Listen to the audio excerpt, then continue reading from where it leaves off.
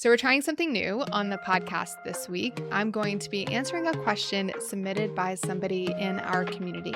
And we're going to talk in this episode about how to scale your live calls and what to do when you feel like they're getting too big and you can't keep the level of connection that you currently have on your calls. We're going to be walking through that in this episode. These episodes are a little less formal, although I don't really think any of my episodes are formal. But I'm not pre-scripting this, right? I'm not creating an outline. I'm just getting the question and then thinking through it and answering it on the fly, which is going to be fun. And you'll also have the opportunity to submit your own question for me to answer. All of that in this episode. I'm really excited for today's episode because we're doing something a little different. I am starting to answer some of your questions in upcoming episodes. So if you have a question for me related to how to run an online community, how to create more engagement or increase your retention, feel free to submit it. You can email us support@communitycultivated.com, or you can simply go to shanalyn.com and you'll see a connect button at the top where you can submit your question, and maybe I'll be answering your question on a future episode. So this question came from Shannon, and she was really curious about how to know when she should be adding breakout rooms to her Zoom sessions. So she's a membership site owner. She has live trainings or live Q&A sessions, live coaching, whatever it may be on Zoom, like many of you do. And she was starting to feel like there was too many people on the call and some of her members are feeling left out. So she was asking when she needs to start incorporating breakout rooms, which I recommend a lot to create more connection.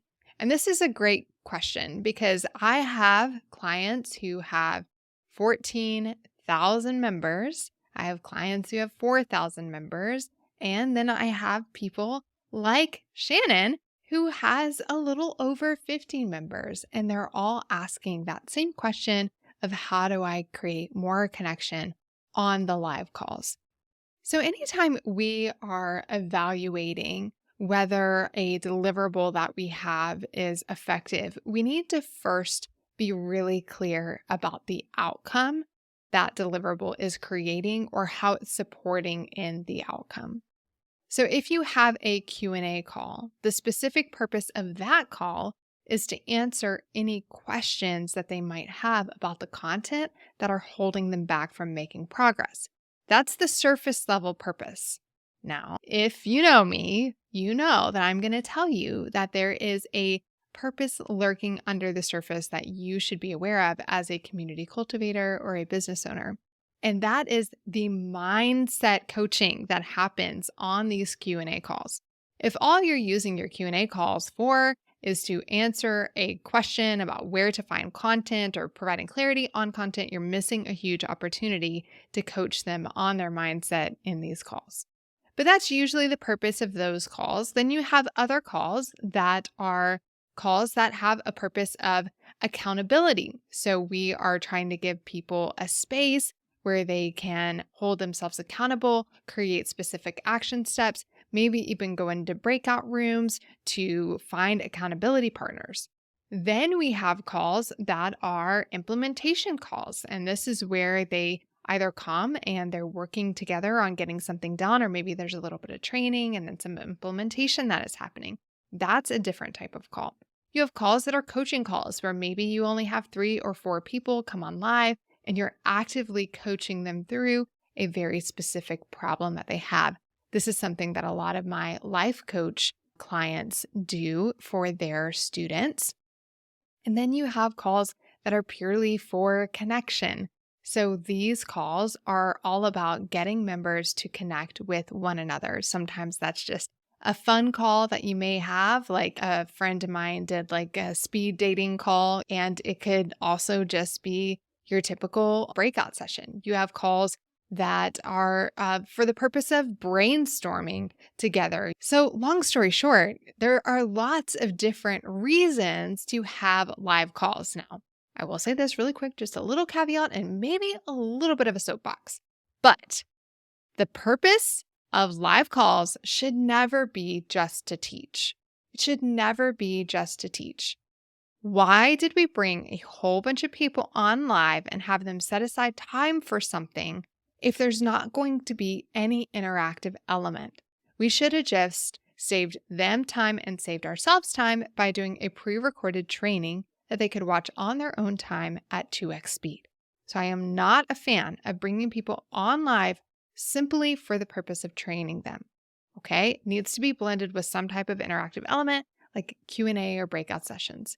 So obviously Shannon here is already doing those elements. And so she's feeling like that the calls are getting too big, which is pretty awesome because for a community of 56 people, for you to have enough people participating, Shannon, to feel like those calls are getting too big and that people are getting left out means that you have a very high participation rate, which is awesome. Congrats to you. So I go back to really understanding the purpose and the outcome that you want from that call specifically, and then rethinking the way that call is designed. And we need to do this in a way that sets accurate expectations for how the call is going to be run, how many questions you'll be able to answer, or how many people you'll need to coach. So assuming people are actually saying that they are feeling left out on the calls. Now, this is a big nuance here. We never want to think for our members. Okay, so if you have a large number of members saying that they're being left out on the calls, then this is a problem to solve. But if you just in your head are thinking that people are feeling left out, then you're wasting your time trying to solve a problem that doesn't exist. Keep going. Keep doing what you're doing because people are showing up and they're loving it. Okay. But assuming you have a large, like statistically significant from a data perspective, a large number of people of these 56 that are saying they're feeling left out, then now we know that we have a problem we need to solve. And what I want you to do is I want you to think about how you can frame this call up and how you can structure it so that it serves a larger group of people at scale, produces the same outcome, and then ultimately you need to change the expectations for the call. So in the past, I have known membership site owners and course owners who have said, I will answer every question on a call. And over time, that is not sustainable, nor is it valuable to the participants in the program for you to sit there answering every question for 2-3 hours. Okay? That's not valuable for you or for them. So setting the expectation that you're going to answer every question is an expectation challenge. There's going to be a gap there as the program scales. Setting the expectation that you're going to coach everybody on the call, that they all get live coaching is an expectation challenge as your program scales.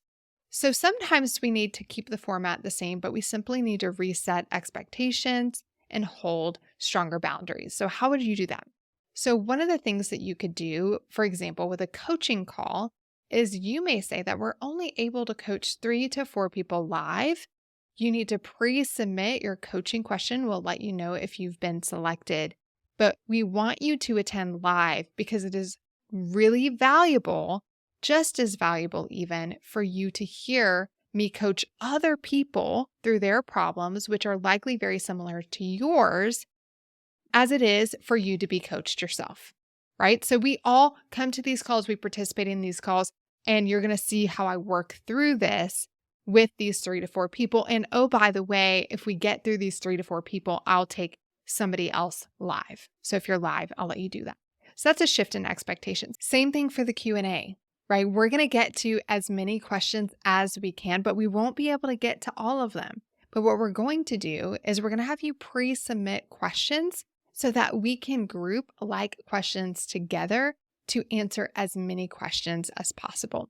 So that's another way to take a Q&A that could go on for 3 hours and reset the expectations so that they are pre-submitting questions. You're grouping like questions together and then answering those while also letting them know you probably won't be able to get to everybody's question. And this can be really nice because you can say something like, hey, Sally, Joe, Janice, all had a similar question related to XYZ, and they're looking for clarity on this. And so let me talk about that.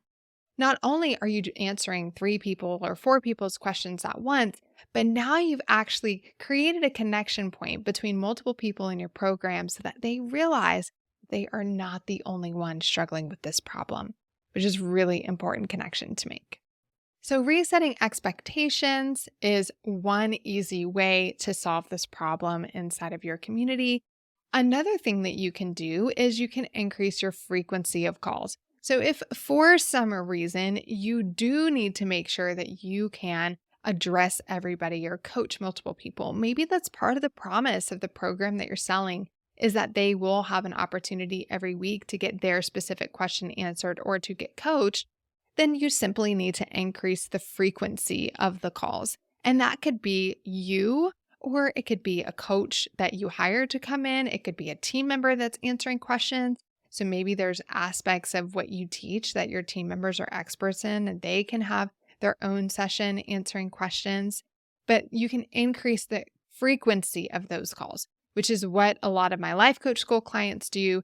They are hosting a lot of calls every single week. Now, in the beginning, it's often the coach that is doing those calls, the business owner, but over time they build a coaching team so that they can have multiple calls a month and sometimes even multiple calls a week that are being hosted by different members of their team. So increasing your frequency is an option. And then the other option is changing your format of your call. So maybe it's no longer a Q&A, maybe it's no longer a coaching call, or it's just in a different format. So for example, I talked about this already with resetting expectations, but maybe in the past you haven't had people pre-submit questions or pre-submit coaching questions. You could do that. That would be a format change. Maybe you've never leveraged breakout groups. And there becomes a point in the life of a membership where you are having so many people attend your calls that it starts to make sense if you have interactive elements like brainstorming, feedback, all of that, that you leverage breakout rooms inside of Zoom. Now, some of you are leveraging these when you have just 20 people on a call, and I think that is beautiful and wonderful. I love creating these smaller containers on live calls for people to be able to connect and interact with one another. And that's what the breakout feature inside of Zoom allows you to do. You can create these smaller breakout rooms, and they can be rooms of 10 people. I really like to keep the rooms around 4 to 5 people when you can. And you guide people through some questions or some action items that they can connect around. So this could be used in an accountability format when they're sharing what they accomplished last week and what they're going to work on the week to come. It could be a brainstorm or feedback session where they're getting feedback on their artwork or they're getting feedback on their sales page, for example. It could be a session where they're just connecting. So maybe you're doing like a coffee date kind of thing inside of your membership where people can network and get to know each other. And so you can create these small groups in these breakouts that allow people to connect on a smaller level. And sometimes I have seen this be done with coaching. So you have more team members on the call than just the person leading the call. So let's say maybe you have 3 to 4 coaches or team members on a call, and instead of having 100 or 250 people in one room, you're able to break them out into still large, maybe 50, maybe 25 or 30 people in a breakout room, but you have a facilitator in each of those rooms that's working with that particular group to help coach them through some things or answer some questions or help them connect. So you have lots of different opportunities here. Again, going back to first, identify that this is really a problem you need to solve. So in your head, this original question from Shannon was the feeling that people are getting left out because there's too many people on her calls, her live calls that she's doing. So first, let's just do a gut check, make sure we're not thinking for our members, and make sure that we actually have a substantial number of members that are complaining about this. Otherwise, just keep going because you have an amazing show up rate, Shannon, and that's awesome. The other thing that we can do once we've identified it as a problem, the first thing we can look at is resetting expectations. So we keep the call format the same. We're not really changing anything. We're just resetting expectations. So it's no longer you will get your question answered on this call. It's I will try to answer as many questions as possible or get to as many people as possible, whatever that might look like, right? The second opportunity that we have is increasing the frequency of the calls that we're doing. If we look at the outcome of the call and we truly believe that we can't reset expectations or change the format and still deliver on that outcome, then our only opportunity is to then increase the frequency of the call, which you can do by it being you or by it being another coach or another team member or support person that you bring in to help support you in creating more capacity for calls. Okay, so changing expectation, increasing frequency, and then the final one is changing the format, being able to have people pre-submit questions, being able to use the breakout sessions on calls, or really even like rethinking the outcome completely. So one of the examples of this is like, I don't do live calls inside of my community training course. Which is surprising. I don't have a live community either. And I could tell you 1,000 reasons why I don't, why it's not a fit for this particular program and for me in my life right now. But what I do have is an opportunity for people to ask questions. So when you go through my community training program, at the end of every module, you are able to submit a form to ask a question about that particular module. And one of two things is going to happen. Either myself or my team is going to email you back answering that question by sending you a resource where I've already answered that, pointing you in the right direction, or I am going to record a video in answer to your question and put it inside of our Q&A library and send you that direct link. So a lot of people do live Q&As where they try to answer as many questions as possible within that 60-minute container. But I decided that I would rather answer that question on demand individually for that person and then upload it into a Q&A library of individually answered questions. So when you're rethinking changing your format to reach a particular outcome, it may be that you're not doing live calls at all. All right, Shannon, I hope that this is helpful for you and for everybody else listening to this as you think through your live calls and as you get the ability to scale not just the number of people on the call, but to be able to continue to keep the connection and the feeling of being seen and heard on the calls as well. I mentioned this at the beginning of the episode, but if you have a question that you want me to consider answering on an upcoming podcast episode, you can email support@communitycultivated.com or go to shanalyn.com and click that connect button.